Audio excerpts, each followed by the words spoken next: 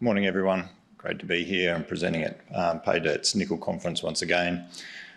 We feel like it's a very good time to be operating in the nickel space. We see more and more the strategic nature of this commodity, and we feel like we're in a very good position to capture a lot of that market as we look to bring our Jaguar nickel sulphide project to fruition over the next couple of years. So hopefully we can step through that quickly today and show you sort of how we're progressing that. You've seen a few of those over the last couple of days. So Centaurus has the Jaguar nickel project in the northern part of Brazil, in the Carajás mineral province. It is a world-class mining province. We believe we're on track for a world-class resource. The resource is also already very large at 730,000 tonnes of contained nickel metal. And we're doing that in an environment where we're capitalising on Brazil's renewable power base and allowing us to be able to look at this project from a very low emission footprint perspective. So we've got all the right ingredients of a big resource, the right team of people, the right location, a renewable power base that's giving us low emissions, and putting all that together to look to take a project through that not only produces a concentrate, but takes that further to produce a nickel sulphate product in Brazil to be able to tap into the electric vehicle market. Broadly speaking, we're about $420, $430 million market cap at the moment. We have a very good register, relatively tight, very supportive base. Some of those shareholders are here today, and thank you for coming along. We do have a number of groups covering us, and we're appreciative of that support as we look to build through this project. But I think when you look at that map there, it gives you a real context of where we are located in the northern part of Brazil and where the key markets are going to be for the electric vehicle industry. And so the ability of us to be able to produce nickel sulphate on site and deliver it economically with a low emission footprint into those markets can't be underestimated.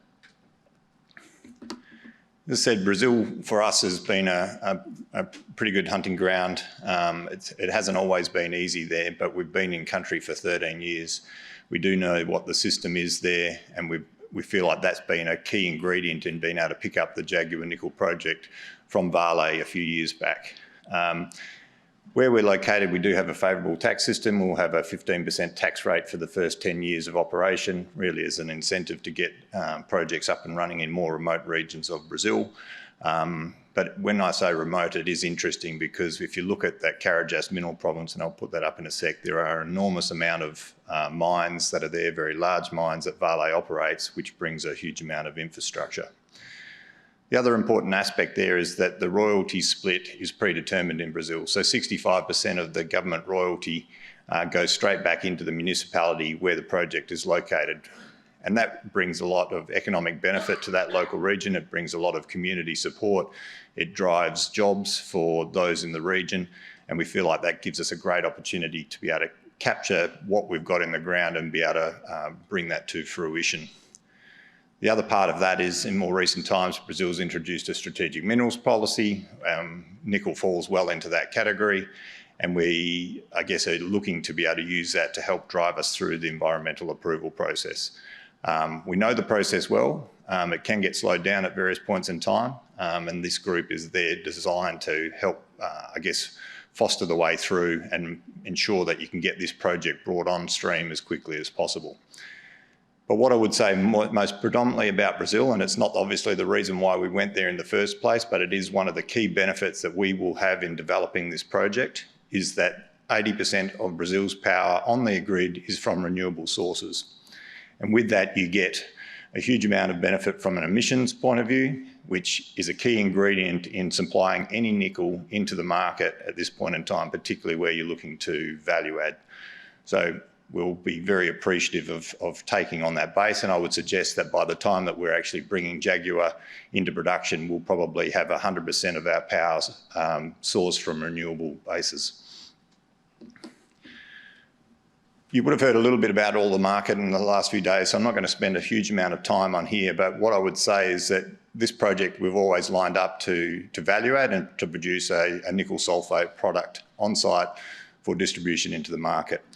We see a very consistent nickel sulphate premium over and above LME nickel prices, and that pricing forecast is still considered to be well above what we used in our scoping study numbers for the project. There is massive investment going on by the OEMs and the battery makers. We do see that our discussions with them do drive us down the path that says we should be value adding on site. They are looking for products that go beyond nickel concentrates, and we feel like we're in a very good position to do that because we will have a long mine life project that can produce relatively large volumes of nickel and do that with a very low emission footprint. And so all of those ingredients are feeding directly into what the OEMs and the battery makers are looking for. So we feel like that's going to be a very important part of that, which is compounded in more recent times by what the US has done with the Inflation Reduction Act, providing tax incentive for groups trying to lower their emission base and be able to prove ultimately what's going into a battery before they actually go and sell it. So going back to the scoping study last year, we did some work with Scarn Associates in London, looking at what our emission footprint will be. You can see where we're located down on that left-hand side of the map. It's a very low footprint. We think we'll be able to lower that further as we go through the feasibility study work that's underway right now, and really push down to a point where we will be able to get to net zero. So getting into the project in a little bit more detail, we've been working through the approvals process. We've lodged our environmental impact assessment last year, and we're working with the environmental agency to bring that along stream. We know that that's a very important part of the process to get your project developed, and we've got very good relationship with the agency in the state of Pará in Brazil, and we're working with them to get our stages through and approved. We've also lodged the mining lease application, so that's progressing concurrently with the environmental approvals. And as I said before, we're in a position where we're leveraging off being part of the strategic mineral program in country. We've secured some ground, so that means that for us, we don't really have any local interference. It's generally pasture land in the northern part of Brazil where we're located, so farmers that we've been able to buy those properties and really have a clear runway to be able to develop this asset the way that we need to. We've had a lot of drill rigs operating on site. We've had a relatively large exploration team. We've got about 125 people employed and another 100 odd contractors on site. So it's still a reasonably significant site given what we're trying to do. It is a very large resource, and it's been taking a lot of work to be able to drill that out and get to a point where we will have measured and indicated resources that can underwrite and support reserve conversion and ultimately what we want to do with the feasibility study.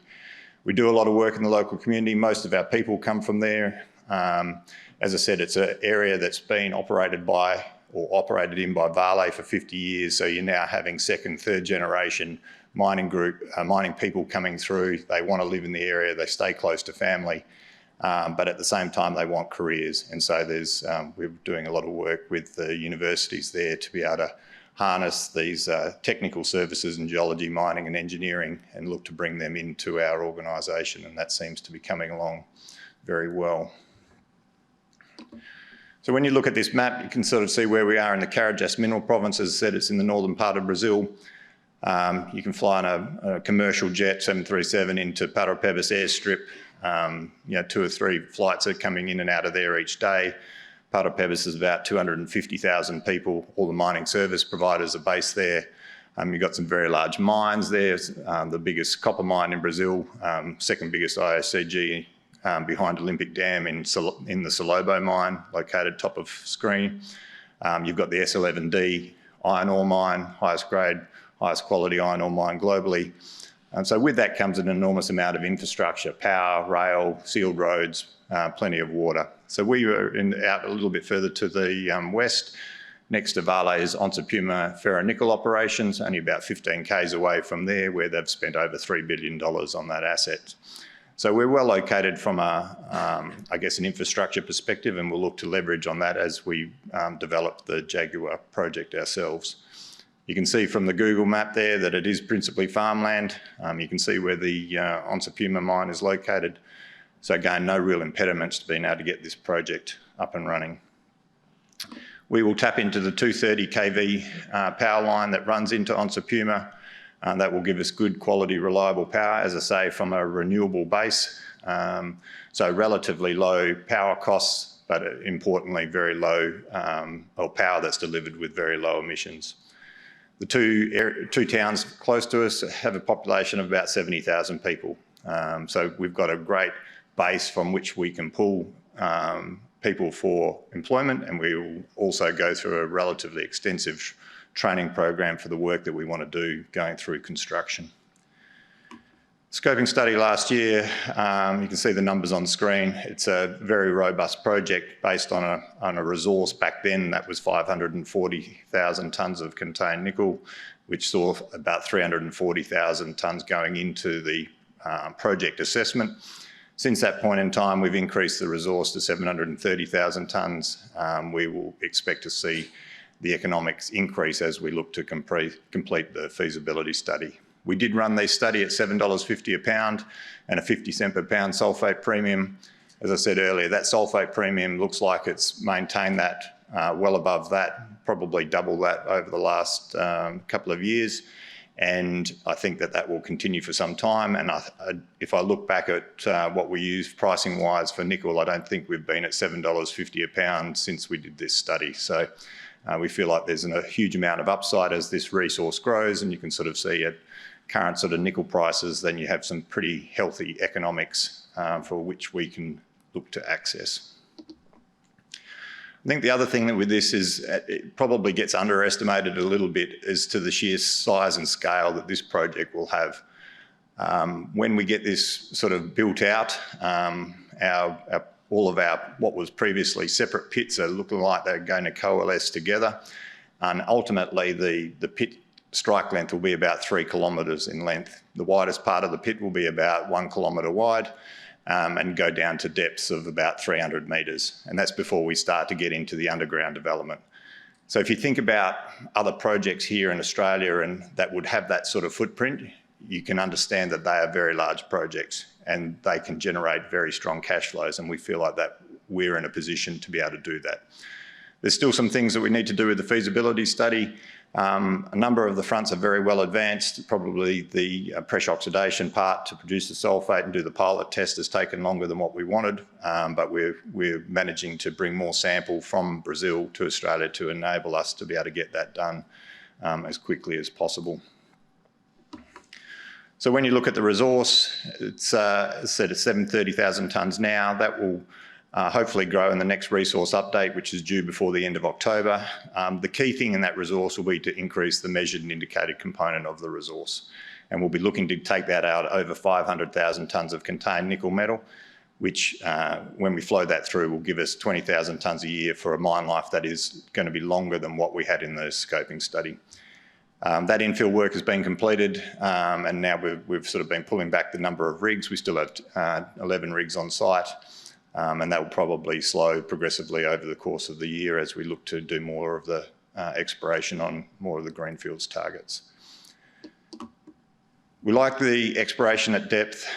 We think there's still plenty of opportunities there. When you look at things like the Sulphide mine, they're still drilling holes down at sort of 1,500 metres deep and hitting very strong zones of mineralisation. We haven't got down that deep, but what it says with the nature of the mineralisation that we have and how it's been formed in the Carajás is that we would expect the Jaguar project to continue to grow as we go down dip. And we've seen that principally from the drilling that we've done already, and we've seen that from the EM surveys that we've been able to complete. So just a few typical cross sections running through there. You can see the pit outlines, some very good healthy zones of mineralisation inside those pits before we sort of look to then move into the underground in latter years. But you can see some of those holes are pretty significant step out holes, and we've got a really powerful tool in the EM. The downhole EM works extremely well. We don't generally have any false positives, and we can drill a hole, do a survey, show that that mineralisation continues, do another step out hole beyond that, and generally be confident that we're able to hit that. So you see some pretty nice extensions there. That's just in long section showing the same thing, but these downhole conductors show that the mineralisation that we've got is probably extending another 200, 250 metres below the deepest drilling. So that gives us a lot of confidence that this resource will ultimately push out to be over 1 million tonnes of contained nickel metal, which eventually will put us into that world-class status.